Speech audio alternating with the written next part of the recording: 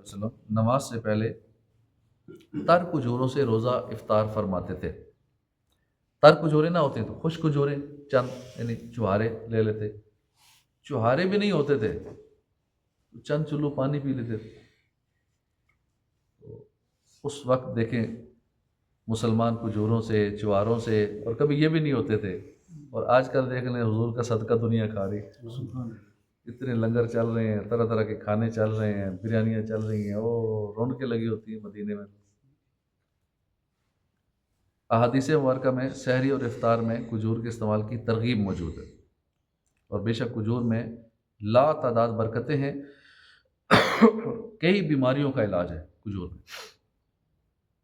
اللہ کے حبیب صلی اللہ علیہ وسلم کا فرمان ہے کہ عالیہ یعنی مدینہ منورہ میں مسجد قباء شریف کی جانب ایک جگہ کا نام ہے عالیہ کی اجوا، مدینہ منورہ کی سب سے عظیم کھجور کا نام ہے، اس میں ہر بیماری سے شفا ہے۔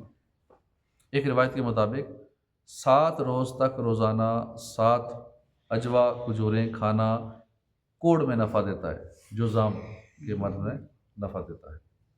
اللہ پاک عمل کی توفیق عطا فرمائے، آمین بجاہ نبی الامین صلی اللہ علیہ وآلہ وسلم۔